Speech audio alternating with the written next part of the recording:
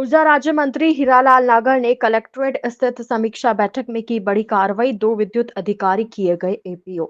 दरअसल राजस्थान के ऊर्जा राज्य मंत्री हीरालाल नागर ने मंगलवार को कलेक्ट्रेट स्थित सभागार में उदयपुर, राजसमंद और सलूंबर जिलों की ऊर्जा योजनाओं एवं बजट घोषणाओं की प्रगति को लेकर महत्वपूर्ण समीक्षा बैठक की।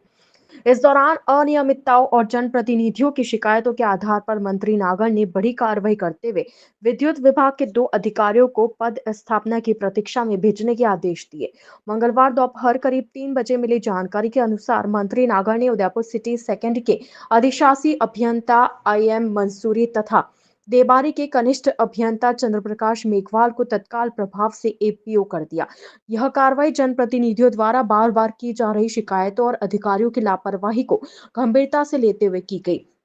मंत्री नागर ने सख्त लहजे में कहा कि विभागीय कार्यों में लापरवाही, गैर जवाबदेही और जन समस्याओं की अनदेखी करने वाले अधिकारियों को किसी भी सूरत में बख्शा नहीं जाएगा। उन्होंने कहा कि ऐसे अधिकारी जो नियमित रूप से फोन नहीं उठाते, फील्ड विजिट नहीं करते और अपनी जिम्मेदारियों के प्रति गंभीर नहीं है, उन पर सख्त कार्रवाई की जाएगी। इसके साथ ही मंत्री नागर ने यह भी स्पष्ट किया कि जो अधिकारी व कर्मचारी अपने कार्यों को ईमानदारी, तत्परता और उत्तरदायित्व के साथ पूरा करते हैं, उन्हें विभागीय स्तर पर सम्मानित किया जाएगा। उन्होंने ऊर्जा योजनाओं को समयबद्ध और पारदर्शी रूप से लागू करने के लिए अधिकारियों को निर्देश दिए। देखिए, अधिकतर कुछ समस्याएं आई है कि कुछ मैक्सिमम बड़ी समस्याएं नहीं आई, लेकिन कई जगह पर लापरवाहियां सामने आई है। तो ऐसे किसी जयन ने फोन नहीं उठाया, उसको हमने वहां से एपीओ करने का निर्देश दिया है। कहीं पर कोई कोताही बरत रहा है और फोन नहीं उठाता है, ऐसे अभियंताओं को हम निर्देश दिए हैं तो उनके खिलाफ चार्जशीट मिलेगी, उनके खिलाफ कार्रवाई होगी। और जो अच्छा काम कर रहे हैं उनको हम प्रोत्साहित भी करेंगे और उनका निश्चित रूप से ये हर नोटिस करेंगे स्टडी के माध्यम से कि अच्छे काम करने वाले अभियंताओं को हम पुरस्कृत भी करें और जो काम के प्रति लापरवाही बरत रहे हैं उनके खिलाफ अनुशासनात्मक कार्रवाई करते हुए उनको दंडित भी किया जाएगा। अब वो जो भी यहाँ पे शिकायत मिली है और जो जिसको कॉल किया उसके बाद भी फोन नहीं उठाया, उसको हमने एपीओ करने के निर्देश दिए। देखिए, उसको जब फोन नहीं उठाने की वजह से एपीओ कर दिया गया है। बाकी भी अगर हम मेरे ऑफिस से यहाँ जो ऊर्जा विभाग से मेरे यहाँ टीए आए हुए हैं, उनको कहा है कि हमारे यहाँ से रेंडमली फोन हो जाए। अगर इस तरह के जेएनएन फोन नहीं उठाते, एक्शन फोन नहीं उठाते, तो हमारे यहाँ से ऑफिस से भी ये निरंतर फोन करेंगे हम।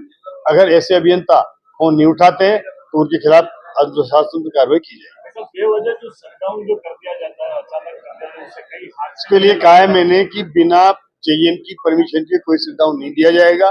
कहीं भी अगर शटडाउन दिया जाता है तो पहले जेएन से प्रायर परमिशन लेते हुए और उसकी आवश्यकता को देखते हुए दिया जाएगा, और वरना उसका शटडाउन बार बार देने की जो स्वभाव है उस पर रोक लगाई जाएगी। अभी कुछ समस्या आ रही है, उसमें पदों को कमी पता गया कि काम नहीं हो रही, जैसे कोई मीटर बदलाव के लिए आ रहे हैं। देखिए, जहाँ पर काम नहीं हो रहा है वहां पर हमने कहा है कि वहाँ अतिरिक्त हमारे पास संविदा पे चाहे वो जीएसएस देने हैं तो हम आउटसोर्स कर लें, कहाँ पे कमी है तो हम एफआरटी लगा लें। लेकिन कर्मचारियों की कमी की वजह से जनता की सुविधाओं में बाधा है, ऐसी किसी भी प्रकार की कोई कोताही बर्दाश्त नहीं होगी।